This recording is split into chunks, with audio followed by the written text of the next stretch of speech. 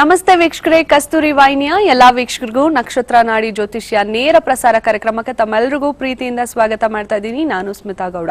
ಹಾಗೆ ಕಾರ್ಯಕ್ರಮದಲ್ಲಿ ನಮ್ಮ ಜೊತೆ ಇದ್ದಾರೆ ಅಂತಾರಾಷ್ಟ್ರೀಯ ಮಟ್ಟದಲ್ಲಿ ಖ್ಯಾತ ಜ್ಯೋತಿಷ್ಯರು ಅಂತಾನೆ ಹೆಸರು ಪಡ್ಕೊಂಡಿರುವಂತಹ ಡಾಕ್ಟರ್ ದಿನೇಶ್ ಗುರೂಜಿ ಅವರು ನಮ್ಮ ಜೊತೆ ಇದ್ದಾರೆ. ಮೊದಲಿಗೆ ಗುರೂಜಿನ ಕಾರ್ಯಕ್ರಮಕ್ಕೆ ಬರ್ಮಾಡ್ಕೊಳ್ಳೋಣ. ನಮಸ್ತೆ ಗುರೂಜಿ, ಕಾರ್ಯಕ್ರಮಕ್ಕೆ ಸ್ವಾಗತ. ಓಂ ನಮಃ ಶಿವಾಯ. ಶಿವಾಯ ನಮಃ. ಓಂ. ನಮಸ್ಕಾರ ವೀಕ್ಷಕರೇ.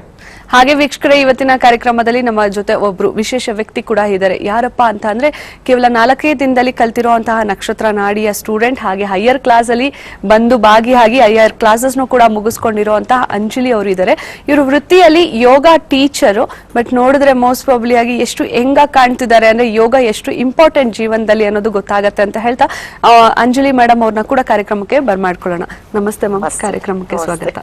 ಹಾಗೆ ವೀಕ್ಷಕರೇ, ನಿಮ್ಮೆಲ್ರಿಗೂ ತಿಳಿದಿದೆ ಏನಂದ್ರೆ ನಮ್ಮ ದಿನೇಶ್ ಗುರೂಜಿ ಅವರ ಒಂದು ಕ್ಲಾಸಸ್ ಬಂದು 4 ದಿನ ಇರುತ್ತೆ. ಕಳೆದ ವಾರ ದಾವಣಗೆರೆಯಲ್ಲಿ 2 ಕ್ಲಾಸಸ್ ಆಗಿದೆ.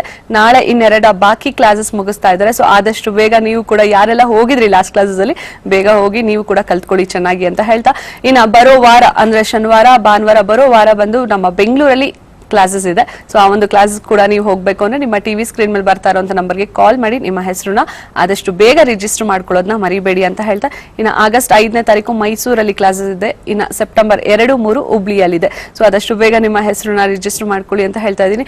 ಇನ್ನು ಕಾರ್ಯಕ್ರಮದಲ್ಲಿ ನಾವು ಸಾಕಷ್ಟು ಬಾರಿ ಹೇಳ್ತಾ ಇರ್ತೀವಿ ಏನಂದ್ರೆ, ನೀವು ಕೂಡ ಕೈಲಾಶ್ ಯಂತ್ರ ಧರಿಸಬೇಕು ಅಂದ್ರೆ ನಿಮ್ಮ ಟಿವಿ ಸ್ಕ್ರೀನ್ ಮೇಲೆ ಬರ್ತಾ ಇರುವಂತ ನಂಬರ್ಗೆ ಕಾಲ್ ಮಾಡಿ ಆ ಒಂದು ಯಂತ್ರನ ತರಿಸ್ಕೊಂಡು ನೀವು ಧರಿಸ್ಕೋಬಹುದು. ಇನ್ನ ಏನೇ ಒಂದು ಪ್ರಾಬ್ಲಮ್ಸ್ ಇದ್ರು ನಿಮ್ಮ ಮನೆಯಲ್ಲೇ ನೀವೇ ಸಾಲ್ವ್ ಮಾಡ್ಕೋಬೇಕು ಅಂತಾನೆ ಡಾಕ್ಟರ್ ದಿನೇಶ್ ಗುರೂಜಿ ಅವರು ಒಂದು ಬುಕ್ ಬರೆದಿದ್ದಾರೆ. ಆ ಬುಕ್ ಬಗ್ಗೆ ನಾನು ಯಾವಾಗ್ಲೂ ಹೇಳ್ತಾ ಇರ್ತೀನಿ, ಮಂತ್ರ ಯಂತ್ರ ತಂತ್ರ. ಮಂತ್ರದಲ್ಲಿ ಆಗಿಲ್ಲ ಅಂದ್ರೆ ಯಂತ್ರ, ಯಂತ್ರದಲ್ಲಿ ಆಗಿಲ್ಲ ಅಂದ್ರೆ ತಂತ್ರ. ಸೊ ಈ ಒಂದು ಬುಕ್ ತರಿಸ್ಕೊಂಡು ನೀವು ಕೂಡ ನಿಮ್ಮ ಜೀವನನ ಹೇಗೆ ರೂಪಿಸ್ಕೋಬೇಕು ಅನ್ನೋದನ್ನ ಕಲೀರಿ ಅಂತ ಹೇಳ್ತಾ, ಇನ್ನ ಗುರೂಜಿ ಏನಂದ್ರೆ ಬೆಳಗ್ಗೆ ಅಷ್ಟೇ ನಾವು ಕಾಸಿನ ಬಗ್ಗೆ ಮಾತಾಡಿದ್ವಿ, ಬಟ್ ಎಲ್ಲೋ ಒಂದ್ ಕಡೆ ಬೇಗ ಬೇಗ ಮುಗಿಸ್ಬಿಟ್ವಿ ಅಂತ ಅನ್ನಿಸ್ತು. ಸೊ ಹೆಂಗೆ ಯಾವ ತರ ಪರಿಹಾರ ಮಾಡ್ಕೋಬೇಕು? ಯಾಕಂದ್ರೆ ಎಲ್ರಿಗೂ ಅದೊಂದ್ ದೊಡ್ಡ ಪ್ರಶ್ನೆ ಆಗ್ಬಿಡಿದೆ. ಚೆನ್ನಾಗಿ ದುಡಿತೀವಪ್ಪ ಬಟ್ ಉಳಿತಾ ಇಲ್ಲ, ಚೆನ್ನಾಗಿ ದುಡಿತೀವ ಎಲ್ಲಾದ್ರೂ ಕೇಳಿ ಗುರುಜಿ, ಒಂದ್ ಯಂಗ್ಸ್ಟರ್ ಆಗಿರ್ಲಿ, ಕಾಲೇಜ್ಗೆ ಹೋಗ್ತಾ ಇದೀನಿ, ಪಾಕೆಟ್ ಮನಿ ಕೊಟ್ಟಿರ್ತಾರೆ ಬಟ್ ಅವತ್ತಿನ ದಿನಕ್ಕೆ ಖಾಲಿ ಆಗತ್ತೆ ಅಂತ ಹೇಳ್ತಾರೆ. ಇನ್ ಕೆಲಸ ಮಾಡೋರು ಅಂತ ಬಂದ್ರೆ ಅವರು ಕೂಡ ಅಷ್ಟೇ, ಸಂಬಳ ತಿಂಗಳಿಗೆ 10ನೇ ತಾರೀಕು ತರ್ತೀವಿ, 11ನೇ ತಾರೀಕು ಕೇಳಿದ್ರೆ ಇಲ್ಲ ಅಂತಾರೆ. ಏನ್ ಇದಕ್ಕೆ ಪರಿಹಾರ ಗುರುಜಿ? ಫಸ್ಟ್ ಆಫ್ ಆಲ್ ಪರಿಹಾರ ಏನು ಅಂತಂದ್ರೆ, ನಾವು ಆಸೆ ಬಿಡ್ಬೇಕು. ಅದು ಯಾರ ಕೈಲೂ ಸಾಧ್ಯ ಆಗದೇನೋಂಥದ್ದು. ಆಸೆ ಅನ್ನೋದು ಎಲ್ಲಾರ್ಗು ಮನುಷ್ಯನಿಗೂ ಇದ್ದೇ ಇರುತ್ತೆ. ಸ್ವಲ್ಪ ಅತಿ ಆಸೆ ಸ್ವಲ್ಪ ಜಾಸ್ತಿ ಆದಾಗ, ನಮ್ಮ ನೀಡ್ ವಾಂಟ್ ಆದಾಗ ಈಗ ನಮ್ಗೆ ಬಾಯಾರಿಕೆ ಆದ್ರೆ ನೀರ್ ಕುಡಿಬೇಕು, ಅದು ನೀಡು. ಕೋಕೋಲಾ ಬೇಕು ಅನ್ನೋದು ವಾಂಟ್. ನೀಡ್ಗೂ ವಾಂಟ್ಗೂ ಡಿಫ್ರೆನ್ಸ್ ಅಷ್ಟೇ, ಇನ್ನೇನು ಇಲ್ಲ. ನಮ್ಗೆ ಸ್ವಲ್ಪ ಸ್ವೀಟ್ ತಿನ್ನಕ್ ಆಸೆ ಇದ್ರೆ ಸಕ್ಕರೆ ತಿನ್ಬೇಕು, ಸಕ್ಕರೆ ಹಾಕೋಬೇಕು ಬಾಯಿಗೆ. ಇಲ್ಲ ನಂಗೆ ಬಾದುಷಾನ ಬೇಕು, ಮೈಸೂರು ಪಾಕು ಬೇಕು, ಸ್ವಲ್ಪ ಅದಕ್ಕೆ ಎಕ್ಸ್ಟ್ರಾ ಕಾಸ್ಟ್ ಆಗುತ್ತೆ. ಸೊ ನೀಡು ವಾಂಟು ಅಷ್ಟೇ ವ್ಯತ್ಯಾಸ. ಸೊ ಊಟ ಬಹಳ ಇಂಪಾರ್ಟೆಂಟ್ ಮನುಷ್ಯನಿಗೆ, ಅದು ನೀಡ್ ಆಗುತ್ತೆ. ಸೊ ನಾವು ಪಿಜ್ಜಾನೇ ಬೇಕು, ಬರ್ಗರೇ ಬೇಕು ಅನ್ನೋದು ವಾಂಟ್ ಆಗುತ್ತೆ. ಸೊ ಆಬ್ವಿಯಸ್ಲಿ ಖರ್ಚಾಗೇ ಆಗುತ್ತೆ. ಮನೇಲಿ ಮಾಡ್ತಕ್ಕಂಥ ಅನ್ನ ಸಾರು, ಮುದ್ದೆ, ರೊಟ್ಟಿ ಇಂಥವ್ ಯಾವ್ದು ತಿಂದಲೇ ನಾವು ಸಾಯಂಕಾಲ ಆದ್ರೆ ಸಾಕು ನಾವು ಅಲ್ಲಿ ಇಲ್ಲಿ ಹೋಗಿ ಪಿಜ್ಜಾ ತಿಂತಕ್ಕಂಥದ್ದು, ಬರ್ಗರ್ ತಿಂತಕ್ಕಂಥದ್ದು, ಇವೆಲ್ಲ ನಮಗೆ ಬರ್ತಕ್ಕಂಥ ಆದಾಯದಲ್ಲಿ ಹೆಚ್ಚು ಖರ್ಚು ಮಾಡ್ತಕ್ಕಂಥದ್ದು ಇದ್ದೇ ಇರುತ್ತೆ. ಫಸ್ಟ್ ನಮ್ಮ ಲೈಫ್ ಸ್ಟೈಲ್ ನ ಫಸ್ಟ್ ಚೇಂಜ್ ಮಾಡ್ಬೇಕು. ಜ್ಯೋತಿಷ್ಯದಲ್ಲಿ ಹೌದು ಇದೆ, ಅನೇಕ ನಾವು ಕೊಡ್ತಾ ಇರ್ತೀವಿ ನಾವು ಪರಿಹಾರಗಳು, ಮತ್ತೆ ಅದು ಇದು ಇದ್ದೇ ಇರುತ್ತೆ. ಬಟ್ ಆದ್ರೂ ಕೂಡ ನಮ್ಮ ಮನಸ್ಸಲ್ಲಿನೂ ಮಿತವ್ಯಯ ಸೇವಿಂಗ್ಸ್ ಅನ್ನೋದು ಇರ್ಲೇಬೇಕಾಗುತ್ತೆ. ಸ್ವಲ್ಪ ಫೈನಾನ್ಷಿಯಲ್ ಕಂಡೀಷನ್ ಬಗ್ಗೆ ಮಾತಾಡ್ಬೇಕು ಅಂತಂದ್ರೆ, ನಮಗೆ 100 ರೂಪಾಯಿ ಬಂದ್ರೆ ಮಿನಿಮಮ್ 20 ರೂಪಾಯಿನ ನಾವು ಎತ್ತಿಡ್ಬೇಕಂತೆ. ಅದು 5,000 ಬರ್ಲಿ, ನಿಮ್ಗೆ 10,000 ಬರ್ಲಿ, 50,000 ಸಂಬಳ ಬರ್ಲಿ, 5 ಲಕ್ಷ ಸಂಬಳ ಬರ್ಲಿ, 20% ಆ ತಿಂಗಳದ್ದು ನಮ್ಗೆ ಅಂತ ಎತ್ತಿಡ್ಬೇಕು. ಇದನ್ನ ಎತ್ತಿಟ್ರೆ ನಮ್ಗೆ ಮುಂದೆ ಬರ್ತಕ್ಕಂಥ ದಿನಗಳಲ್ಲಿ ಪ್ರಾಬ್ಲಮ್ ಬರಲ್ಲ ಅಂತ ಒಂದು 80:20 ರೇಷಿಯೋ ಅಂತ ಹೇಳ್ತಾರೆ. ಯಾವಾಗ ನಾವು ಈ 20% ನಾವು ಎತ್ತಿಡ್ತೀವೋ, ಮುಂದೆ ಬರ್ತಕ್ಕಂಥ 80% ಪ್ರಾಬ್ಲಮ್ಗೆ ಈ 20% ಹೆಲ್ಪ್ ಆಗುತ್ತೆ. ಸೊ 80:20 ರೇಷಿಯೋ ಎಲ್ಲ ಕಡೆ ಅಪ್ಲಿಕಬಲ್. ಸೊ ಅದು ಫೈನಾನ್ಷಿಯಲ್ ಸೆಕ್ಟರ್ ಹೇಳ್ತಾರೆ, ಅಲ್ಲಿ ಇನ್ವೆಸ್ಟ್ ಮಾಡಿ, ಇಲ್ಲಿ ಇನ್ವೆಸ್ಟ್ ಮಾಡಿ ಅಂತ ಹೇಳ್ತಾರೆ. ಒಂದನೇದು. ಎರಡನೇದು, ಬಹಳಷ್ಟು ಜನಕ್ಕೆ ಒಂದು ಎಕ್ಸ್ಟ್ರಾ ಒಂದು ಮಾಹಿತಿ ಕೊಡಕ್ಕೆ ಇಷ್ಟಪಡ್ತೀನಿ. ತುಂಬಾ ಜನ ಈ ಶೇರ್ಸ್ ಅಲ್ಲಿ ದುಡ್ಡು ಮಾಡಕ್ಕೆ ತುಂಬಾ ಜನ ಇಷ್ಟಪಡ್ತಾರೆ. ಶೇರ್ಸ್ ಅಲ್ಲಿ ಇನ್ವೆಸ್ಟ್ ಮಾಡಬೇಕು ಅಂತಂದ್ರೆ ನಿಮಗೆ 2-5-11 ಕಾಂಬಿನೇಷನ್ ನಮ್ಮ ನಕ್ಷತ್ರ ನಾಡಿಲಿ ಇರಲೇಬೇಕು. ಶೇರ್ಸ್ ನ ಹೋಗ್ಬಿಟ್ಟು ಅನೇಕ ಕ್ಲಾಸಸ್ ನೋಡ್ತಾ ಇರ್ತೀನಿ, ಪೇಪರ್ ನೋಡ್ತಾ ಇರ್ತೀನಿ. You can invest in shares, you can make millions in shares ಅಂತೆಲ್ಲ ಹಾಕ್ತಾರೆ. ಎಷ್ಟು ಜನ ಕೋಟ್ಯಾಧಿಪತಿ ಆಗಿದ್ದಾರೆ? ನನಗ್ ಬಂದಿರೋ ಪ್ರಕಾರ, ಮಾಹಿತಿ ಪ್ರಕಾರ, ಅಲ್ಲಿ ದುಡ್ಡು ಕಳ್ಕೊಂಡಿರೋರೇ ಹೆಚ್ಚು ಸಂಪಾದನೆಗಿನ. ಯಾಕಂದ್ರೆ ಇದ್ರಲ್ಲಿ ಏನು ಇಂಟೆಲಿಜೆನ್ಸ್ ಏನು ಬೇಕಾಗಿಲ್ಲ. ಇದನ್ನ ಶೇರ್ಸ್ ಅಂದಿದ ತಕ್ಷಣ ಜನಗಳು ಲೇಡೀಸ್ ತುಂಬಾ ಜನ ಮಾಡ್ತಾ ಇದಾರೆ, ಮನೇಲೆ ಕುತ್ಕೊಂಡು ನಾನು ಏನೋ ಒಂದು ಬಿಸ್ನೆಸ್ ಮಾಡ್ಬೇಕು ಅಂತ ಒಂದು ಯೋಚನೆ. ಆ ಬಿಸ್ನೆಸ್ ಏನ್ ಮಾಡ್ಬೋದು ಅಂತಾರೆ, ಸಡನ್ ಆಗಿ ಅವ್ರಿಗೆ ಅಲ್ಲಿ ಇಲ್ಲಿ ವಾಹಿನಿ ನೋಡ್ತಾ, ಅಲ್ಲಿ ನ್ಯೂಸ್ ಪೇಪರ್ ಹೊಡೆದ, ಅಲ್ಲಿ ತಲೆಗೆ ಹೊರಡೋದೇ ಒಂದು ಶೇರ್ಸ್. ಅಲ್ಲೆಲ್ಲೋ ಒಂದ್ ಕಡೆ ಸೆಮಿನಾರ್ ಮಾಡ್ತಾರೆ, ಬನ್ನಿ ನಿಮಗೆ ಅವ್ನ್ ಕೋಟಿ ಮಾಡಿದ್ರೆ ಅವ್ನ್ ಯಾಕೆ ಬಂದು ಎಲ್ಲಾರು ಕರೆದು ಹೇಳ್ಬೇಕು, ಅವ್ನ್ ದುಡ್ಡು ಮಾಡ್ಕೊಂಡು ಇರ್ಬೇಕಲ್ವಾ, ಅವನೊಂದಿಷ್ಟು ಫೀಸ್ ಇಸ್ಕೊಂಡು ಎಲ್ಲರಿಗೂ ಹೇಳ್ತಾ ಇದ್ದಾನೆ. ಸ್ವಲ್ಪ ಯೂಸ್ ಮಾಡ್ಕೋಬೇಕು ಅದನ್ನ, ಸ್ವಲ್ಪ ಆಲೋಚನೆ ಮಾಡಿದ್ರೆ ಅವ್ನ್ ಏನೋ ಬಹಳ ಗೊತ್ತಿರದ, ಬಟ್ ಅವನೇನೋ ಬಾಂಡ್ ಕೊಡ್ತಾನ, ನಾನು ಗ್ಯಾರಂಟಿ ಕೊಡ್ತೀನಿ ಅಂತ ಯಾರು ಬಾಂಡ್ ಕೊಡ್ತಾರ? ಯಾರು ಕೊಡಲ್ಲ. ಅಲ್ಲಿ ಕ್ಲಾಸಸ್ ಬಂದು ಹೋದ್ರೆ ನಾನು ಬರ್ಕೊಡ್ತೀನಿ ನಿಮ್ಗೆ, ಇಂತಿಂತ ಕಡೆ ಹಾಕಿ ನಿಮ್ಗೆ ದುಡ್ಡು ಬರುತ್ತೆ ಅಂತ ಬರ್ಕೊಡ್ತಾರ? ಸಾಧ್ಯನೇ ಇಲ್ಲ. ಅವ್ರೇನ್ ಹೇಳ್ತಾರೆ, ನೀವು ನೋಡ್ತಾ ಇರ್ಬೇಕು, ಅದು ನಿಮ್ಗೆ ಅಭ್ಯಾಸ ಆದ್ಮೇಲೆ ಯಾವ್ದು ಮೇಲೆ ಹೋಗುತ್ತೆ ಯಾವ್ದು ಕೆಳಗತ್ತೆ ನೋಡ್ತಾ ಇರ್ಬೇಕು. ಅದ್ ನೋಡ್ತಾ ಇರ್ತೀವಿ, ಕರೆಕ್ಟ್ ಆಗಿ ಮೇಲೆ ಹೋಗೋ ಟೈಮಲ್ಲಿ ದುಡ್ಡು ಹಾಕ್ತಿವಿ, ನಾವು ಹಾಕಿರೋ ಟೈಮ್ ಸರಿ ಇಲ್ಲ ಅಂದಾಗ ಅದೇ ಬಿದ್ದೋಗ್ಬಿಟ್ಟಿರುತ್ತೆ. ಹೌದು. ಸೊ ಯಾವಾಗ್ಲೂ ಅಷ್ಟೇ, ಇದು ಶೇರ್ಸ್ ಅನ್ನೋದು ಜೂಜಿಗೆ ಸಂಬಂಧಪಟ್ಟಿದ್ದು. ಇದ್ರಲ್ಲಿ ಯಾವುದೇ ನಮ್ಗೆ ಇಂಟೆಲಿಜೆನ್ಸ್ ಬೇಕಾಗಿಲ್ಲ ಅಥವಾ ನಾಲೆಜ್ ಬೇಕಾಗಿಲ್ಲ. ಯಾಕಂದ್ರೆ ಇದರಲ್ಲಿ ಯಾವ ಕಂಪನಿ ಹೆಂಗ್ ಓಡ್ತಾ ಇದೆ, ಏನ್ ಮಾಡ್ತಾ ಇದೆ ಅನ್ನೋದು ನಾವು ಇನ್ ಡೆಪ್ತ್ ಹೋಗ್ತೀವಿ, ಬಟ್ ಆ ಕಂಪನಿ ಯಾವತ್ತು ಬೀಳುತ್ತೆ ಯಾರಿಗೂ ಗೊತ್ತು. ಫೈನಾನ್ಷಿಯಲಿ ಸ್ಟ್ರೆಂತ್ ಇರ್ಬೋದು, ಲಿಕ್ವಿಡ್ ಅಸೆಟ್ಸ್ ಇರ್ಬೋದು, ಫಿಕ್ಸೆಡ್ ಅಸೆಟ್ಸ್ ಇರ್ಬೋದು, ತುಂಬಾ ಚೆನ್ನಾಗಿ ಮಾರ್ಕೆಟ್ ಅಲ್ಲಿ ಪರ್ಫಾರ್ಮ್ ಮಾಡ್ತಾ ಇರ್ಬೋದು. ಎಷ್ಟು ಕಂಪನಿ ಈ ತರ ಕ್ರಾಶ್ ಆಗೋಗಿದೆ ವಿತ್ ಇನ್ ನೋ ಟೈಮ್. ಮತ್ತೆ ಹಾಕಿರ್ತಕ್ಕಂಥದ್ದೆಲ್ಲ ಬಂಡವಾಳ. ಸೊ ನಾವೆಲ್ಲ ಕೂಡಿಟ್ಟಿರ್ತೀವಿ 1 ಲಕ್ಷ 2 ಲಕ್ಷ ಅಲ್ಲಿ ಇಲ್ಲಿ ಏನೋ ತಗೊಂಡ್ಬಂದು, ತುಂಬಾ ಜನ ಯಂಗ್ಸ್ಟರ್ಸ್ ಇದರಲ್ಲಿ ಸಾಲ ಮಾಡಿಕೊಂಡು ಅನೇಕ ದುಡ್ಡನ್ನ ಕಳ್ಕೊಂಡ್ಬಿಟ್ಟಿದ್ದಾರೆ. ದಯವಿಟ್ಟು ಫಸ್ಟ್ ಪಾಯಿಂಟ್ ಹೇಳೋದು, ಜ್ಯೋತಿಷ್ಯದಲ್ಲಿ ಇದೆ, ಇದ್ರಲ್ಲಿ ಕಂಡುಹಿಡಿಬಹುದು. 2511 ಇದ್ರೆ ಮಾತ್ರ ನಮ್ಗೆ ದುಡ್ಡು ಬರುತ್ತೆ, 5812 6812 7812 ಇದ್ರೆ ಖಂಡಿತ ಬರಲ್ಲ ಅಂತ. ಸೊ ಅಲ್ಲ ಹಾಕೋ ಇನ್ವೆಸ್ಟ್ಮೆಂಟ್ ಇಲ್ಲೊಂದ್ ಸ್ವಲ್ಪ ಹಾಕಿ ಅಂತ ಹೇಳ್ತೀನಿ. ಕಲಿಯಕ್ಕೆ, ಜ್ಯೋತಿಷಿ ಕಲಿಯಕ್ಕೆ ಒಂದ್ ಸ್ವಲ್ಪ ಹಾಕಿ. ಮತ್ತೆ ಹಣ ಉಳಿತಾಯಕ್ಕೆ ಅನೇಕ ತಂತ್ರಗಳಿದೆ. ಕಾರ್ಯಕ್ರಮದ ಕೊನೆಯಲ್ಲಿ ಬೆಳಿಗ್ಗೆ ಹೇಳಿರ್ತಕ್ಕಂಥ ತಂತ್ರ ರಿಪೀಟ್ ಮಾಡ್ತೀನಿ, ಮತ್ತೆ ಅದಕ್ಕೊಂದ್ ಸ್ವಲ್ಪ ಆಡ್ ಮಾಡ್ತೀನಿ. ಓಕೆ ಗುರುಜಿ. ಇನ್ನು ಮ್ಯಾಮ್, ನಾನು ಇಂಟ್ರೊಡಕ್ಷನ್ ಅಲ್ಲೇ ಹೇಳ್ದೆ ಯೋಗ ಟೀಚರ್ ಅಂತ. ಯೋಗ ಟೀಚರ್ ಇಂದ ಜ್ಯೋತಿಷ್ಯ ಕಲಿಬೇಕು ಅಂತ ಯಾವ ತರ ಅನ್ನಿಸ್ತು ನಿಮ್ಗೆ? ನ್ಯಾಚುರಲಿ ಈಗ ಯೋಗದಲ್ಲಿ ಹೆಲ್ತ್ ಬೆನಿಫಿಟ್ ಇದ್ದೇ ಇದೆ, ಬಟ್ ಲೈಫ್ ಬೆನಿಫಿಟ್ ಬೇಕು ಅಂತ ಒಂದಿತ್ತು. ನನಗೊಂದ್ ಸ್ವಲ್ಪ ಪ್ಯಾಷನ್ ಇತ್ತು, ನನ್ ಬಗ್ಗೆ ನಾನ್ ನೋಡ್ಕೋಬೇಕು ಅಂತ ಇದೆಲ್ಲ. ಸೊ ಯಾವಾಗ ನಾನೊಂದು ಗುರುಜಿದ್ ಒಂದು 5-6 ಪ್ರೋಗ್ರಾಮ್ ನೋಡ್ದೆ ಟಿವಿನಲ್ಲಿ, ಇಷ್ಟು ಈಸಿ ಇದೆಯಾ, ಟ್ರೈ ಯಾಕೆ ಮಾಡ್ಬಾರ್ದು ಅಂತ ಹೇಳಿ ವೆರಿ ನೆಕ್ಸ್ಟ್ ಮಂತ್ ನಾನು ತಗೊಂಡು ಕ್ಲಾಸಿಗೆ ಜಾಯಿನ್ ಆದೆ. ಸೊ ಅವಾಗ ಅನ್ನಿಸ್ತು, how we can make a life more healthy happily ಅಂತ ಹೇಳಿ ನಕ್ಷತ್ರ ನಾಡಿನಲ್ಲಿ ನನಗೆ ಇದು ಗೊತ್ತಾಯ್ತು. So I am very happy. ನಕ್ಷತ್ರ ನಾಡಿ ಕಲ್ತಾಗಿಂದ ಏನೋ ಒಂಥರ ಜೋಶ್ ಬಂದಿದೆ. ನನಗೆ ನನ್ನ ರಾಶಿ, ನನ್ನ ನಕ್ಷತ್ರನ ತುಂಬಾ ಲವ್ ಮಾಡ್ತಾ ಇದ್ದೀನಿ ಈಗ. ನಕ್ಷತ್ರ ನಾಡಿ ಕಲ್ತ ಮೇಲೆ ಏನೋ ಒಂಥರ ಹುಮ್ಮಸ್ಸು. ನನ್ನ ನಕ್ಷತ್ರ ರಾಶಿ ಹೇಳಿದ ಕೂಡ ಇಟ್ ಇಸ್ ಮೈ ರಾಶಿ, ಇಟ್ ಇಸ್ ಮೈ ನಕ್ಷತ್ರ ಅಂತ ಹೇಳಿ. But this is given from ನಕ್ಷತ್ರ ನಾಡಿ ಅಂತ. ಇದು ತುಂಬಾ ಇದೆ ಕಲಿಯೋದು ನಕ್ಷತ್ರ ನಾಡಿನಲ್ಲಿ. ನಿಮ್ ಹೋಲ್ ಲೈಫ್ ಗೊತ್ತಾಗ್ಬಿಡತ್ತೆ. How you can day to day ನಲ್ಲಿ ನೀವು ಯಾವ ತರ ಇರ್ಬೋದು ಅನ್ನೋದೊಂದು ಟೀಚಿಂಗ್ ಗೈಡ್ ತರ ಹೆಲ್ಪ್ ಮಾಡ್ತಾ ಇರತ್ತೆ ನಮಗೆ. ಒಂದೊಂದ್ಸತಿ ಇದಾಗತ್ತೆ, ಯಾಕಪ್ಪ ಬೇಜಾರ್ ಮಾಡ್ಕೊಂಡ್ವಿ ಹಾಗೆ ಹೀಗೆ. ಹ್ಯೂಮನ್ ಬೀಂಗ್ ಅಂದ್ರೆ ಎಲ್ಲಾ ತರದ್ದು ಇದ್ದೇ ಇರುತ್ತೆ, ಅಪ್ಸ್ ಅಂಡ್ ಡೌನ್ಸ್ ಇರುತ್ತೆ. ಸೊ ಆ ತರ ಇದ್ದಾಗ ನಾವು ನಕ್ಷತ್ರ ನಾಡಿ ಕಲ್ತಾಗ ನಮ್ ಕಾಂಬಿನೇಷನ್, ನಮ್ ದಶ ಹೇಗಿದೆ ಅಥವಾ ಭುಕ್ತಿ ಹೇಗಿದೆ ಅಂತರ ಸೂಕ್ಷ್ಮ ಇದನ್ನೆಲ್ಲ ನೋಡಿದಾಗ ಹೌದಲ್ವಾ, ಯಾಕೆ ಇಷ್ಟೊಂದು ಬೇಜಾರ್ ಮಾಡ್ಕೋಬಹುದು, ವೆನ್ ಇಟ್ ಇಸ್ ರಿಟರ್ನ್ ಅಂತ. So that it supports our life ಅಂತ ಹೇಳಿ. ಸೊ ಎಷ್ಟೊಂದು ಬೇಜಾರ್ ಮಾಡ್ಕೊಂಡು ತಲೆಗೆ ಹಚ್ಕೊಂಡು ಅಯ್ಯೋ ಅನ್ನೋಕ್ಕಿಂತ I think it's the best. ಹೇಗೆ ಒಂದು ಮನೆಗೆ ದೇವ್ರ ಮನೆ ಮುಖ್ಯನೋ ಅಥವಾ ಬಾತ್ರೂಮ್ ಮುಖ್ಯನೋ, ಹಾಗೆ ಎಲ್ಲರ ಮನೆಯಲ್ಲೂ ಒಬ್ರದು ಇಬ್ರು ನಕ್ಷತ್ರ ನಾಡಿ ಕಲ್ತ್ರೆ ತುಂಬಾ ಒಳ್ಳೇದಾಗತ್ತೆ, ಚೆನ್ನಾಗಾಗತ್ತೆ. ಎಲ್ಲರೂ ಹ್ಯಾಪಿ, ಸರೌಂಡಿಂಗ್ ತರ ಹ್ಯಾಪಿನೆಸ್ ಇದ್ದಂಗಿರುತ್ತೆ. ಓಕೆ, ಅಂದ್ರೆ ಎಲ್ಲೋ ಒಂದ್ ಕಡೆ ಜ್ಯೋತಿಷಿ ಅನ್ನೋದು ನಕ್ಷತ್ರ ನಾಡಿ ಮೂಲಕ ಏನು ನಮ್ಮ ದಿನೇಶ್ ಗುರೂಜಿ ಅವರು ತಿಳಿಸ್ಕೊಡ್ತಾ ಇದಾರೆ, ಅದನ್ನ ಕಲಿಬೇಕು ಪ್ರತಿಯೊಬ್ರು ಮನೇಲಿ. ಕಲಿಯೋದ್ಕಿಂತ ನಕ್ಷತ್ರ ನಾಡಿ ಇಷ್ಟು ಈಸಿ ಮಾಡ್ಕೊಟ್ಟು ಬಿಟ್ಟಿದಾರಲ್ಲ. ನಾನ್ ನಿಮ್ಗೊಂದು ಹೇಳ್ತೀನಿ, ನಾವು ನನ್ 22nd ಬ್ಯಾಚ್ 9:15 ಕ್ಲಾಸ್ ಸ್ಟಾರ್ಟ್ ಆಯ್ತು. 10:30 11 ಗಂಟೆಗೆ ನಮಗೆ ಲಗ್ನ ಹೇಗಾಗೋದು ಅಂತ ಗೊತ್ತಾಯ್ತು. ಎಷ್ಟು ಈಸಿ ಮಾಡ್ಕೊಟ್ಟಿದ್ದಾರೆ. ಸೋಲಾರ್ ಸಿಸ್ಟಮ್ ಇಂದ ಹಿಡಿದು ಲಗ್ನ. ನಾನು 11 o'clock ಟೈಮ್ ನೋಡ್ಕೊಂಡಿದ್ದೆ, 11 o'clock ಅಷ್ಟೊತ್ತಿಗೆ ನಂಗೆ ಲಗ್ನ ಹೇಳ್ಕೊಟ್ಬಿಟ್ರಲ್ಲ, ಹೇಗೆ ಕ್ಯಾಲ್ಕುಲೇಷನ್ ಹಾಕಂದ್ರೆ ಇಷ್ಟು ಈಸಿ ಇದೆಯಾ ಅಂದ್ರೆ. ಇನ್ನು 2ನೇ ದಿನ ಹಾಫ್ ಡೇ ಇದೆ, 2nd day, 3rd day, 4th day, ಏನಿದೆ ಅಂತ ಒಂಥರ ಇಂಟ್ರೆಸ್ಟ್ ಆಯ್ತು. ನಿಜವಾಗ್ಲೂ ತುಂಬಾ ಚೆನ್ನಾಗಿದೆ. ಹೇಗೆ ನಮ್ಮ ಊಟ ಹೇಗೆ ಮುಖ್ಯನೋ, ಹೇಗೆ ಗುರುಜಿ ಹೇಳ್ದಂಗೆ ದುಡ್ಡುನು ಹೇಗೆ ವಾಂಟ್ಸ್ ನೀಡು, ಇದೆಲ್ಲಾನು ಇದೆ ನಕ್ಷತ್ರ ನಾಡಿನಲ್ಲಿ. ಪ್ಲೀಸ್ ಬಂದು ಕಲೀಲಿ ಅಂತ ಹೇಳ್ತೀನಿ. ಇಲ್ಲ, ಕಲೀಲೇಬೇಕು ರಿಯಲಿ. ನಮ್ಮನ್ನ ನಾವು ತಿದ್ಕೋಬೇಕು, ನಮ್ಮನ್ನ ನಾವು ಸುಧಾರಿಸ್ಕೋಬೇಕು, ನಮ್ಮನ್ನ ನಾವು ಒಂದ್ ವೇ ಆಫ್ ಗೈಡ್ಲೈನ್ ಲೈಫ್ ನ ಗೈಡ್ ಮಾಡ್ಕೊಳಕ್ಕೆ, ಅಥವಾ ನಾವು ಆರೋ ಮಾರ್ಕ್ ಹಾಕ್ದಂಗೆ. ಈಗ ನೀವು ಬ್ಯಾಂಗ್ಳೂರಲ್ಲೆಲ್ಲ ಬೋರ್ಡ್ ಎಲ್ಲ ಹಾಕಿರ್ತೀರಾ, ಈ ಏರಿಯಾಗೆ ಈ ಆರೋ ಮಾರ್ಕ್ ಅಂತ. So Nakshatra Nadi teachers which way we have to go, ವೇಲಿ ಹೋಗ್ಬೇಕು, ಯಾವ ಡೈರೆಕ್ಷನ್ ತಗೋಬೇಕು, ಹೇಗ್ ಮಾಡಿದ್ರೆ ಹೇಗ್ ಚೆನ್ನಾಗಿರುತ್ತೆ ಅಂತ ವಿಲ್ ರಿಯಲಿ ಗೆಟ್. ಓಕೆ, ಖಂಡಿತ ಇನ್ನಷ್ಟು ನಿಮ್ಮ ಅಭಿಪ್ರಾಯ ತುಂಬಾನೇ ಇಂಪಾರ್ಟೆಂಟ್ ಆಗತ್ತೆ. ಇನ್ನ ಗುರುಜಿನೂ ಕೂಡ ಎಲ್ಲೋ ಒಂದ್ ಕಡೆ ನಮ್ಮ ಅಂಜಲಿ ಮ್ಯಾಮ್ ಮಾತಾಡ್ತಾ ಇದ್ರೆ ನೋಡ್ತಾ ಇದ್ರು, ನೀವು ಕೂಡ ಇದೇ ತರ ಕ್ಲಾಸಸ್ಗೆ ಭಾಗಿ ಆಗ್ಬೇಕು ಅಂದ್ರೆ ನಮ್ಮ ಈ ಒಂದು ಜುಲೈ 22ನೇ ತಾರೀಕು ಬೆಂಗಳೂರಲ್ಲಿ ಕ್ಲಾಸಸ್ ಇದೆ ಅಂತ ಅನೌನ್ಸ್ ಆಗಿದೆ. ಆ ಒಂದು ಕ್ಲಾಸಸ್ಗೆ ಆದಷ್ಟು ಬೇಗ ನಿಮ್ಮ ಹೆಸರನ್ನ ರಿಜಿಸ್ಟರ್ ಮಾಡ್ಕೊಳ್ಳಿ ಅಂತ ಹೇಳ್ತಾ ಕಾರ್ಯಕ್ರಮದಲ್ಲಿ ನಾವು ತೊಗೊಳ್ಳೋಣ ಪುಟ್ಟ ವಿರಾಮ.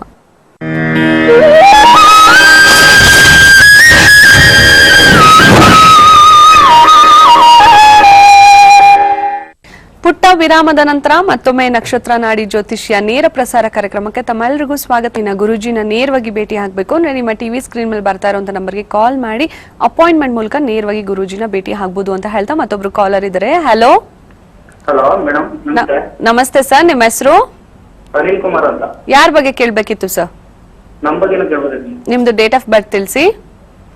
3/5/1984. 3/5/1984. ಹುಟ್ಟಿದ ಸಮಯ? ಬೆಳಿಗ್ಗೆ 5 ಗಂಟೆ. ಬೆಳಗಿನ ಜಾವ 5 ಗಂಟೆ. ಹುಟ್ಟಿದ ಊರು? Mysuru district madam. ಓಕೆ, ಗುರುಜಿ ಇದಾರೆ, ಮಾತಾಡಿಪ್ಪ. ಹೌದು ಸರ್ ನಮಸ್ಕಾರ. ವೃಷಭ ರಾಶಿಲಿ ಹುಟ್ಟಿದ್ದೀರಾ? ಹೌದು ಸರ್, ಹೌದು. ವೃಷಭ ರಾಶಿಲಿ ಬರ್ತಕ್ಕಂಥದ್ದು ರೋಹಿಣಿ ನಕ್ಷತ್ರ. ಪ್ರಸ್ತುತ ಈಗ ರಾಹು ದಶೆ ನಡೀತಾ ಇದೆ. ರಾಹು ದಶೆ ಇನ್ನೊಂದು 2 ವರ್ಷಕ್ಕೆ ಮುಗಿದೋಗುತ್ತೆ. ಆಮೇಲೆ ಗುರು ಭುಕ್ತಿ ನಡೆಯುತ್ತೆ. ಏನ್ ಕೇಳ್ಬೇಕಾಯ್ತು ಸರ್? ನಾವು ಆಕ್ಚುಲಿ ಡಿಪ್ಲೊಮಾ ಮಾಡಿದೀನಿ. ಬೆಂಗಳೂರಿಗೆ ಜಾಬ್ ಎಲ್ಲ ಹೋಗಿ 3 ಸರಿ ವಾಪಸ್ ಬಂದಿದ್ದೀನಿ ಸರ್. ಅದರಿಂದ ಎಲ್ಲೂ ಸೆಟ್ ಆಗ್ತಿಲ್ಲ ನಮ್ಗೆ ಉದ್ಯೋಗ. ಸರ್, ಉದ್ಯೋಗದಲ್ಲಿ ಅಷ್ಟು ಸುಲಭವಾಗಿ ನಿಮಗೆ ಉದ್ಯೋಗ ಪ್ರಾಪ್ತಿ ಆಗೋದಿಲ್ಲ. ಯಾಕಂದ್ರೆ ಇಲ್ಲಿ 6 ಅಂತ ಬರಬೇಕು, ಮತ್ತೆ 5, 8 ಅಂತ ಬಂದ್ರೆ ಉದ್ಯೋಗದಲ್ಲಿ ಬಹಳಷ್ಟು ಹಿನ್ನಡೆ ಸಾಧಿಸ್ತೀರಾ. ಎಷ್ಟೇ ಚೆನ್ನಾಗಿ ನೀವು ಇಂಟರ್ವ್ಯೂ ಮಾಡಿದ್ರು ಕೂಡ ಭಗವಂತ ರಾಹು ದಶೆ ಚಂದ್ರ ಭುಕ್ತಿಲಿ ಕೆಲಸ ಕೊಡಲ್ಲ. ಮುಂದೆ ಬರ್ತಕ್ಕಂಥ ಕುಜನಲ್ಲೂ ಸ್ವಲ್ಪ ಬಹಳ ಟೈಟ್ ಇದೆ. ನಿಮಗೆ ಕರೆಕ್ಟ್ ಆಗಿರ್ತಕ್ಕಂಥ ಸೀಮಿತವಾಗಿರ್ತಕ್ಕಂಥ ಕೆಲಸ ನಿಮಗೆ ಗುರು ದೇಶ ಸ್ಟಾರ್ಟ್ ಆಗುತ್ತೆ. ಬಟ್ ಗುರು ದೇಶ ಸ್ಟಾರ್ಟ್ ಆಗ್ತಕ್ಕಂಥ 2019. ಸೊ ಈ 17 ಮತ್ತೆ 18 ಸ್ವಲ್ಪ ಸಾಹಸ ಮಾಡಬೇಕು ಅಂತ ಹೇಳ್ತೀವಿ. ಮುಂದೆ ಬರ್ತಕ್ಕಂಥ ಗುರುವಿನಲ್ಲಿ ಬರ್ತಕ್ಕಂಥದ್ದು ಕಾಂಬಿನೇಷನ್ ತುಂಬಾ ಅದ್ಭುತವಾಗಿದೆ. 9, 10 ಬರುತ್ತೆ, ಒಂದು ಒಳ್ಳೆ ಪೊಸಿಷನ್ಗೆ ಹೋಗ್ತೀರಾ. ಬಟ್ ಆದ್ರೂ ಕೂಡ ಈ 1.5 ವರ್ಷ ಸ್ವಲ್ಪ ಕಷ್ಟಕರವಾಗಿರುತ್ತೆ. ಯಥೇಚ್ಛವಾಗಿ ನೀವು ರಾಯರ ಆರಾಧನೆ ಮಾಡಿ, ಸಾಧ್ಯವಾದರೆ ರಾಘವೇಂದ್ರ ದೇವಸ್ಥಾನಕ್ಕೆ ಹೋಗಿ ಬನ್ನಿ. ಸಾಧ್ಯವಾದ್ರೆ ಒಂದು ಬಲಗೈ ತೋರ್ಬೆಳಗ್ಗೆ ಒಂದು ಗೋಲ್ಡನ್ ಟೊಪ್ಯಾಸ್ ಅಂತ ಬರುತ್ತೆ, ಅದನ್ನ ಹಾಕೊಳ್ಳಿ. ಒಂದು ಕೈಲಾಶ ಯಂತ್ರನೂ ಸ್ಥಾಪನೆ ಮಾಡ್ಕೊಳ್ಳಿ. ಇದೊಂದು ಪ್ರಯತ್ನ ಅಂತ ಹೇಳ್ಬೋದು ಅಷ್ಟೇ. ಬಟ್ 1.5 ವರ್ಷ ಸ್ವಲ್ಪ ಕಷ್ಟಕರವಾಗಿದೆ. ಯಥೇಚ್ಛವಾಗಿ ಮಂತ್ರಗಳನ್ನ ಹೇಳ್ಕೊಳ್ಳಿ. ಓಂ ಬ್ರಹ್ಮಸ್ಪತೆ ನಮಃ ಅಂತ. ಒಳ್ಳೇದಾಗ್ಲಿ. ಕಾಲ್ ಮಾಡಿದಕ್ಕಾಗಿ ಧನ್ಯವಾದಗಳು ಸರ್ ಅಂತ ಹೇಳ್ತಾ, ಇನ್ನು ಮ್ಯಾಮ್ ನೀವು ಹೇಳಿದ್ರಿ ಅಂದ್ರೆ 22nd ಬ್ಯಾಚ್ ನಾನು ನಕ್ಷತ್ರ ನಾಡಿ ಕಲಿತೆ ಅಂತ. ಹಿಂದಿನ ದಿನ ಹೇಗಿತ್ತು ಮ್ಯಾಮ್? ಯಾಕಂದ್ರೆ ಪ್ರೋಗ್ರಾಮ್ ಅಲ್ಲಿ ನೋಡಿ ನೀವು ಇನ್ಸ್ಪೈರ್ ಆಗಿದ್ರಿ ಇದನ್ನ ನಾನು ಕಲಿಬೇಕು ಅಂತ. ಹಿಂದಿನ ದಿನ ಯಾವ ತರ ಪ್ರಿಪರೇಷನ್, ನಾಳೆ ಕ್ಲಾಸ್ ಹೆಂಗಿರುತ್ತೆ, ಎಕ್ಸೈಟ್ಮೆಂಟ್ ಅಂತೂ ತುಂಬಾ ಇರುತ್ತೆ. ಯಾವ ತರ ಇತ್ತು ಮ್ಯಾಮ್ ಮೈಂಡ್ ಅಲ್ಲಿ? ಎಕ್ಸೈಟ್ಮೆಂಟ್ ತುಂಬಾ ಇತ್ತು, ಬಟ್ ಒಂದೇನೋ ಹೆದರಿಕೆ ಇತ್ತು. 4 days ಅಲ್ಲ, ನಾನ್ ಕಲಿಬೋದಾ, ಇದ್ ಹೇಗೆ ಸಾಧ್ಯ? ಹೋಗೋಣ, ಫಸ್ಟ್ 2 days ನೋಡೋಣ, ಹೇಗೋ 3rd and 4th ಆಮೇಲೆ 1 week ಗ್ಯಾಪ್ ಇದೆ, ವಿಲ್ ಸಿ ಲೆಟ್ಸ್ ಸಿ ಅಂತ. ಬಟ್ ಹೋದಾಗ ಆ 4 days ನಾವು ಹೇಗೆ ಅಟೆಂಡ್ ಮಾಡಿದ್ವಿ, ಆಮೇಲೆ ಅದ್ರ ಮೇಲೆ ಎಷ್ಟು ಇಂಟ್ರೆಸ್ಟ್ ಆಗಿ ನಾನು ಹೈಯರ್ ಕ್ಲಾಸ್ ಜಾಯಿನ್ ಆದೆ. 15 days ಅಲ್ಲಿ ಇಟ್ಟಿದ್ರು. ಜಾಯಿನ್ ಆಗಿ ಅದನ್ನು ಮಾಡ್ಕೊಂಡು ಕೊನೆಗೆ ಥೈಲ್ಯಾಂಡ್ ಟ್ರಿಪ್ ಹೋಗಿ ಗುರುಜಿ ನನಗೆ ನೋಡಿ ಇಷ್ಟು ದಿನ ಅನಿಸ್ತಿದ್ದೆ, ಯಾಕೆ ನನಗೆ ಒಂದು ಫಾರಿನ್ ಟ್ರಿಪ್ ಇಲ್ವಾ ಅಂತ. Self employed. ಇದಕ್ಕೆ ಕೊನೆಗೆ ನಕ್ಷತ್ರ ನನಗೆ ಅದ್ರಲ್ಲಿ ಇರ್ಲಿಲ್ಲ, ಬಟ್ ಆ ಟೈಮಲ್ಲಿ ಬಂತು ನನಗೆ. ತಕ್ಷಣ ನನ್ನ ಗುರುಜಿ ಒಂದು ಚಾನ್ಸ್ ಕೊಟ್ರಲ್ಲ ಅಂತ ಹೇಳಿ ಥೈಲ್ಯಾಂಡಿಗೆ ಹೋಗು ಬಂದೆ. ಸೊ ಒಂದು ಫಾರಿನ್ ಟ್ರಿಪ್ ಆಯ್ತು. So this help me. ಖುಷಿ ಆಯ್ತು.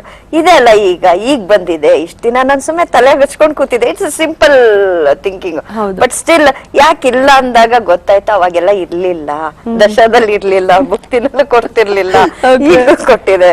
So I enjoyed a lot. ಅಂದ್ರೆ ಎಲ್ಲ ಒಂದ್ ಕಡೆ ನೀವು ನಕ್ಷತ್ರ ನಾಡಿ ಕಲ್ತಿರೋದ್ ಮೇನ್ ಆಗಿ ಏನಂದ್ರೆ ನಿಮ್ಮ ಜೀವನ ಏನು, ಮುಂದೆ ಏನಾಗತ್ತೆ ಅನ್ನೋದು ಇವಾಗ ನಾನು ಫೈಂಡ್ ಔಟ್ ಮಾಡ್ತೀನಿ ಅಂತ ಹೇಳಿದ್ರಿ. ಇನ್ನ ಎಲ್ರಿಗೂ ಒಂದು ಮೇನ್ ಆಗಿ ಹೆಣ್ಮಕ್ಳು ಅಂತ ಏನಾದ್ರು ಕಲ್ತ್ರೆ, ಜ್ಯೋತಿಷ್ಯನೇ ಆಗ್ಲಿ ಏನೇ ಕಲ್ತ್ರು ಫಸ್ಟ್ ಪ್ರಯೋಗ ಮಾಡೋದು ಮನೆಯವ್ರ ಮೇಲೆ. ಸೊ ನೀವು ಏನಾದ್ರು ಮನೆಯವ್ರ ಮೇಲೆ ಮಾಡಿದ್ರೆ, ಇಲ್ಲ ಫ್ರೆಂಡ್ಸ್ ಗೆ ಫಸ್ಟ್ ಸ್ಟಾರ್ಟ್ ಮಾಡಿದ್ದು ಆತರ ಏನಾದ್ರು? ಇಲ್ಲ, ಸೆಲ್ಫಿಶ್ ಮನೆಯವ್ರ ಮೇಲೆ. ಫಸ್ಟ್ ಯಾರ ಮೇಲೆ ಇದ್ ಮಾಡಿದ್ರಿ? ಫಸ್ಟ್ ಅಂದ್ರೆ ಈಗ ಒಂದ್ ಎಕ್ಸಾಂಪಲ್ ಹೇಳ್ತೀನಿ.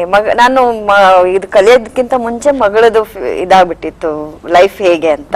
ಅವಳು BE ಮಾಡಿ MS ಮಾಡಿದ್ಲು. ಕೊನೆಗೆ ಅವಳು ಚೂಸ್ ಮಾಡಿದ್ದು ಫಿಟ್ನೆಸ್ ವರ್ಡ್. ಸೊ ಸುಮ್ನೆ ಅವಳು BE ಮಾಡಿ MS ಮಾಡಿ ಅಷ್ಟೊಂದ್ ಕಷ್ಟ ಪಡೋದು ಬೇಕಾಗಿಲ್ಲ. ಈ ಕಾಶ್ ಗುರುಜಿ ಏನಾದ್ರು 2009-10 ಅಲ್ಲಿ ನಕ್ಷತ್ರ ನಾಡಿ ಮಾಡಿದಿದ್ರೆ ಕೂಡ ಗೈಡೆಡ್ ಅಂತ ಹೇಳಿ. So but but I am lucky ನನ್ ಸನ್ನಿಗ್ ನಾನ್ ಅಲರ್ಟ್ ಆಗ್ಬಿಟ್ಟೆ. ಈಗ ನನ್ ಮಗ B.Com, ಈಗ ನೆಕ್ಸ್ಟ್ ಅವ್ನ್ ಏನ್ ಮಾಡ್ಬೋದು, yes Nakshatra Nadi is guiding me how to go, ಅವ್ನ್ ಹೇಗಿದೆ, ದಶ ಹೇಗಿದೆ, ಅವ್ನ್ ಎಲ್ ಹೋದ್ರೆ ಹೇಗಾಗತ್ತೆ, ಏನ್ ಮಾಡಿದ್ರೆ ಚೆನ್ನಾಗತ್ತೆ. Really we are supporting as a parent. Nakshatra Nadi is supporting me, I am supporting him to guide how to be life ಅಂತ. ಇದನ್ನ ಯಾಕೆ ಹೇಳ್ತೀನಿ ಅಂತಂದ್ರೆ, ಎಷ್ಟೋ ನೀವು ನೋಡಿರ್ಬೋದು IT ಕಂಪ್ನಿನಲ್ಲಿ, MNC ಕಂಪ್ನಿಯಲ್ಲಿ ಅವ್ರು ಓದಿರೋ ಸಬ್ಜೆಕ್ಟೇ ಒಂದಿರುತ್ತೆ, ಕೆಲಸ ಮಾಡೋದೇ ಒಂದು. ಅದೊಂದ್ ಮೈಂಡ್ ಅಲ್ಲಿ ಇರುತ್ತೆ, ಓದಿದ್ ಒಂದು, ಇಷ್ಟೆಲ್ಲ ಓದ್ಬೇಕಾಗಿತ್ತ ಈ ಕೆಲಸ ಮಾಡಕ್ಕೆ ಅಂತ ಹೇಳಿ. ಸೊ ಅದು ಆ ಸ್ಯಾಟಿಸ್ಫ್ಯಾಕ್ಷನ್ ಅವ್ರಿಗೆ ಇರೋದಿಲ್ಲ, ವರ್ಕ್ ಸ್ಯಾಟಿಸ್ಫ್ಯಾಕ್ಷನ್ ಇರೋದಿಲ್ಲ.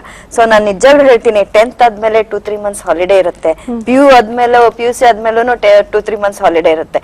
ಬಂದ್ ಇದನ್ನ ಕಲ್ಕೊಳ್ಳಿ, ನೀವೊಂದ್ ಗೈಡ್ ಮಾಡ್ಕೊಳ್ಳಿ, ಒಂದ್ ಆರೋ ಮಾರ್ಕ್ ಹಾಕೊಡತ್ತೆ ನಕ್ಷತ್ರ ನಾಡಿ. ನೀವ್ ಏನ್ ಓದ್ಬೇಕು, ನಿಮ್ಗೆ ಯಾವ ಕೆಲ್ಸಕ್ಕೆ ಹೋಗ್ಬೋದು, ನಿಮ್ ಲೈಫ್ ನ ಹೇಗ್ ಡಿಸೈನ್ ಮಾಡ್ಬೋದು ಅಂತ ರಿಯಲಿ ನಾನ್ ಸ್ಟೂಡೆಂಟ್ಸ್ ಹೇಳ್ತೀನಿ, ಮಿಸ್ ಮಾಡ್ಕೋಬೇಡಿ. ಆ ಹಾಲಿಡೇಸ್ ನ ವೇಸ್ಟ್ ಮಾಡ್ಕೋಬೇಡಿ, ಇದೊಂದು ಕಲೀರಿ. ಸುಮ್ನೆ ಕಂಪ್ಯೂಟರ್ ಮುಂದೆ ಇಟ್ಕೊಂಡು ಗೇಮ್ಸ್ ಆಡೋದು, ಅದು ಟೈಮ್ ವೇಸ್ಟ್ ಮಾಡೋದಿಲ್ಲ, ಇದನ್ನ ನಾಲೆಜ್ ಗೇನ್ ಮಾಡ್ಕೊಳ್ಳಿ ಅಂತ ಹೇಳಕ್ ಇಷ್ಟಪಡ್ತೀನಿ. ಓಕೆ, ಇನ್ನ ಅಂಜಲಿ ಮ್ಯಾಮ್ ಯಾವಾಗ್ಲೂ ಗುರುಜಿ ಹೇಳ್ತಾ ಇರ್ತಾರೆ, ಎಲ್ಲ ಒಂದ್ ಕಡೆ ಯಂಗ್ಸ್ಟರ್ಸ್ ಮಿಸ್ಸಿಂಗು ನನ್ನ ಕ್ಲಾಸ್ ಅಲ್ಲಿ ಅಂತ ನನ್ಗೆ ಯಾವಾಗ್ಲೂ ಇರತ್ತೆ ಅಂತ. ಯಂಗ್ಸ್ಟರ್ಸ್ಗೆ ಇವಾಗ ಆಲ್ರೆಡಿ ನೀವು ಹೇಳಿದ್ರಿ, ಅಂದ್ರೆ ಇದನ್ನ ಸುಮ್ನೆ ಆ 3 ತಿಂಗಳು ಏನಿದೆ ಅದನ್ನ ವೃತ್ತ ಮಾಡ್ಕೊಳ್ಳೋದಕ್ಕಿಂತ ಅಲ್ಲಿ ಇಲ್ಲಿ ಟ್ರಿಪ್ಗೆ ಹೋಗಿ ನಕ್ಷತ್ರ ನಾಡಿನ ಕಲೀರಿ ಅಂತ. ಮೇನ್ ಆಗಿ ಕೆಲವ್ರಿಗೆ ಇರತ್ತೆ ಏನಂದ್ರೆ, ಎಂಜಾಯ್ ಮಾಡ್ಬೇಕಪ್ಪ ಲೈಫ್, ಎಂಜಾಯ್ ಮಾಡಕ್ಕೋಸ್ಕರ ತಾನೇ 3 ದಿನ ರಜಾ ಕೊಟ್ಟಿರ್ತಾರೆ ಅಂತ. ನಾವು ನಕ್ಷತ್ರ ನಾಡಿಲಿ, ಯಾಕಂದ್ರೆ ನೀವು ಮಾತಾಡ್ತಾ ಇರೋದ್ರಲ್ಲೇ ಗೊತ್ತಾಗ್ತದೆ ಕ್ಲಾಸಸ್ ಅಲ್ಲಿ ನೀವು ಎಷ್ಟು ಎಂಜಾಯ್ ಮಾಡಿರ್ತೀರಾ ಅಂತ. ಸೊ ಯಾವ ತರ ಇರತ್ತೆ ಕ್ಲಾಸಸ್? ನಾವು ಗುರುಜಿ ಕೇಳಬೇಕು, ತುಂಬಾ ಗಲಾಟೆ ಮಾಡ್ತಾ ಇದ್ವಿ. ಆತರ ಗಲಾಟೆ ಮಾಡ್ಕೊಂಡೆ ಈ ನಕ್ಷತ್ರ ನಾಡಿ ಗ್ರೂಪ್ ಆಗಿ ಮಾಡಿ ಕಲ್ತಿದ್ವಿ. ಯಾರ್ಯಾರು ಗೊತ್ತಿರ್ಲಿಲ್ಲ ಲಿಂಕು, ಬಟ್ ಒಂದು ಇಷ್ಟ ಜನ ಒಂದ್ ಫ್ಯಾಮಿಲಿ ಆದಂಗ ಆಗ್ಬಿಟ್ಟಿತ್ತು. ಅವ್ರು ಹೇಳ್ಕೊಡೋ ರೀತಿ, ಇವನ್ ಬರ್ಲಿಲ್ಲ ಅಂದ್ರೆ ಬೋರ್ಡ್ ಮೇಲೆ ಹತ್ರ ಕರ್ಸಿ ಬೋರ್ಡ್ ಮೇಲೆ ಬರ್ಸಿಟ್ಟಿದ್ದಿ ಹೇಳ್ಕೊಡ್ತಾ ಇದ್ರು. ಸೊ ನಮ್ಗೊಂಥರ ಖುಷಿ. It was like a fun loving knowing your life, ಎಷ್ಟು ಫನ್ ಇದೆ ಅಂತ. ಸೊ ನಾನ್ ಸ್ಟೂಡೆಂಟ್ಸ್ಗೂ ಅದೇ ಹೇಳ್ತೀನಿ, ನಿಮ್ ಲೈಫ್ ನ ನೀವು ಫನ್ ಮಾಡ್ಕೋಬೇಕು. Hold your life in your hand by learning Nakshatra ನಾಡಿ.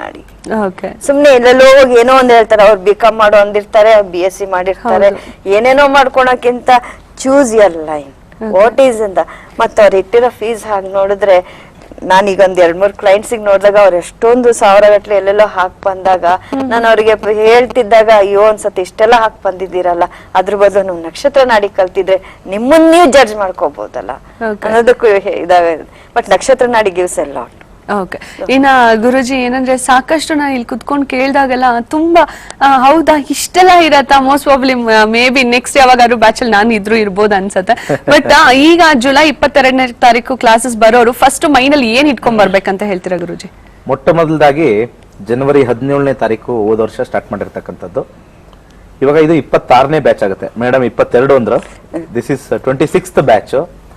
ಆಲ್ರೆಡಿ ರೆಕಾರ್ಡ್ಸ್ ಪ್ರಕಾರ ನೋಡ್ಬೇಕು ಅಂತಂದ್ರೆ ಆಲ್ರೆಡಿ 100ಕ್ಕೂ ಹೆಚ್ಚು ಜನ register ಆಗೋಗಿದ್ದಾರೆ already.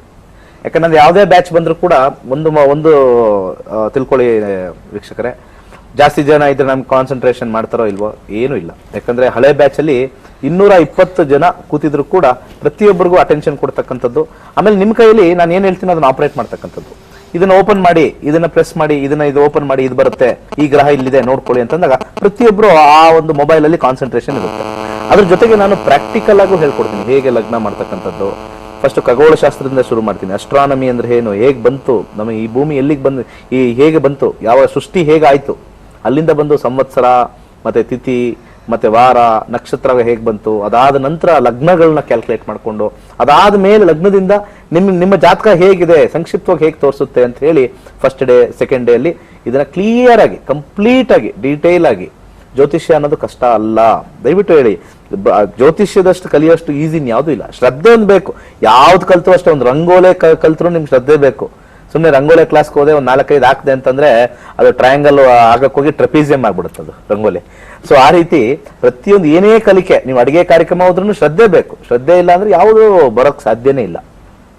So July 22 the ಚೆವರಾನ್ ಹೋಟ್ಲಲ್ಲಿ ಮಾಡ್ತಾ ಇದ್ದೀನಿ. ಮತ್ತೆ ಆಗಸ್ಟ್ 5 ಮೈಸೂರಲ್ಲಿ 3ನೇ ಬಾರಿ ಬರ್ತಾ ಇದ್ದೀನಿ. 3ನೇ ಬಾರಿ ಇಲ್ಲ, 4ನೇ ಬಾರಿ ಬರ್ತಾ ಇದ್ದೀನಿ. 4th ಟೈಮ್ ಬರ್ತಾ ಇದ್ದೀನಿ. ಮತ್ತೆ ಹುಬ್ಳಿಗೆ 4ನೇ ಸತಿ, ಸೆಪ್ಟೆಂಬರ್ 2-3 4ನೇ ಸತಿ ಬರ್ತಾ ಇದ್ದೀನಿ. ಆಮೇಲೆ ಇಲ್ಲಿ ನನ್ನ ಕ್ಲಾಸಸ್ ಅಲ್ಲಿ ಬರೀ ನಕ್ಷತ್ರ ನಾಡಿ ಒಂದೇ ಇರಲ್ಲ, ನಿಮಗೆ ನ್ಯೂಮರಾಲಜಿ ಕಲ್ಸ್ಕೊಡ್ತೀನಿ, ಸಂಖ್ಯಾ ಭವಿಷ್ಯ. ಯಾಕಂದ್ರೆ ಸಂಖ್ಯಾ ಭವಿಷ್ಯ ನಾನು ನಂಬಲ್ಲ ಅಂತ ಹೇಳ್ತೀನಿ ಯಾವಾಗ್ಲೂ. ಯಾಕಂದ್ರೆ ಅದ್ರಲ್ಲಿ ಏನಿಲ್ಲ. ಇವತ್ತು ನಂದು 8 ಸರಿ ಇಲ್ಲ, 17 ಸರಿ ಇಲ್ಲ ಅಂತಂದ್ರೆ ನಾನು ಹೊಟ್ಟೆ ಹಸ್ಕೊಂಡು ಸುಮ್ಮನೆ ಇರಲ್ಲ. ಬ್ಯಾಡ್ ಡೇಟ್ ಅಂದ್ರೆ ಊಟ ಮಾಡೇ ಮಾಡ್ತೀನಿ. ಸೊ ಬ್ಯಾಡ್ ಡೇಟ್ ಯಾವ್ದಕ್ಕೆ ಅದು ನಮ್ಗೆ ಗೊತ್ತಾಗ್ತಾ ಇಲ್ಲ. ಭಗವಂತ ಊಟ ಕೊಟ್ಟಿದ್ದಾನೆ, ಬಟ್ಟೆ ಕೊಟ್ಟಿದ್ದಾನೆ, ಅದಕ್ಕಿಂತ ತೃಪ್ತಿ ಇನ್ನೇನು. ಅದ್ರಲ್ಲಿ ಯಾವುದು ಬ್ಯಾಡ್ ಡೇಟ್ ಗುಡ್ ಡೇಟ್ ಅಂತ ಏನಿಲ್ಲ. ಇಲ್ಲಿ ನಕ್ಷತ್ರ ನಾಡಿಗೆ ಬರ್ತಕ್ಕಂಥದ್ದು ಗುಡ್ ಅಂಡ್ ಬ್ಯಾಡ್ ನಮ್ಮ ಜೀವನದ ಒಂದು ಸಾರಾಂಶ ಅಷ್ಟೇ. ಇಂಥ ಸಮಯದಲ್ಲಿ ನಮಗೆ ಜಾಬಲ್ಲಿ ಪ್ರಾಬ್ಲಮ್ ಆಗುತ್ತೆ, ಇಂಥ ಸಮಯದಲ್ಲಿ ನಮಗೆ ಮದುವೆದಲ್ಲಿ ಸ್ವಲ್ಪ ವಿಳಂಬ ಆಗ್ಬೋದು ಅಥವಾ ಮದುವೆ ಜೀವನದಲ್ಲಿ ಪ್ರಾಬ್ಲಮ್ ಆಗ್ಬೋದು, ಅಷ್ಟು ಸಂಕ್ಷಿಪ್ತವಾಗಿರುತ್ತೆ. ಅದ್ರ ಜೊತೆಗೆ ವಾಸ್ತು ಹೇಳ್ಕೊಡ್ತೀನಿ, ವಾಸ್ತು ಜೊತೆಗೆ ಮತ್ತೆ ನಿಮಗೆ ಹಸ್ತ ಸಾಮುದ್ರಿಕ, ಆಮೇಲೆ ಹೇಗೆ ಹರಳುಗಳನ್ನ ಧರಿಸ್ಕೋಬಹುದು, ಹೇಗೆ ಹರಳುಗಳನ್ನ ಸೈಂಟಿಫಿಕ್ ವೇ, ರಾಶಿ ವೈಸ್ ಅಲ್ಲ, ಬಹಳ ಸೈಂಟಿಫಿಕ್ ವೇ ಅಲ್ಲಿ ಹೇಳ್ಕೊಡ್ತೀನಿ. ನಿಮ್ಮೊಬ್ಬರದೇ ಅಲ್ಲ, ಒಂದ್ಸತಿ ನಕ್ಷತ್ರ ನಾಡಿ ಕಲ್ತ್ರೆ ಖಂಡಿತ ಪ್ರಾಕ್ಟೀಸ್ ಒಂದು ಸ್ವಲ್ಪ ಒಂದು 15, 20, 30 ದಿವಸ ಪ್ರಾಕ್ಟೀಸ್ ಆದ್ಮೇಲೆ ನೀವು ಯಾರ ಜಾತಕ ನೋಡಿಬೇಕಾದ್ರೆ 10 ವರ್ಷದಿಂದ ಹೇಳ್ಕೊಂಡು ಬಂದಿರತಕ್ಕಂಥವ್ರ ಅಕ್ಯುರಸಿ ಮತ್ತೆ ನೀವು ಹೇಳ್ತಕ್ಕಂಥ ಅಕ್ಯುರಸಿ ಎರಡು ಒಂದೇ ಬರುತ್ತೆ. ಖಂಡಿತ ಗುರುಜಿ, ಇನ್ನಷ್ಟು ಮಾಹಿತಿ ಪಡ್ಕೊಂತೀನಿ. ವೀಕ್ಷಕರೇ, ನೀವು ತೋಳಿ ಪುಟ್ಟ ವಿರಾಮ.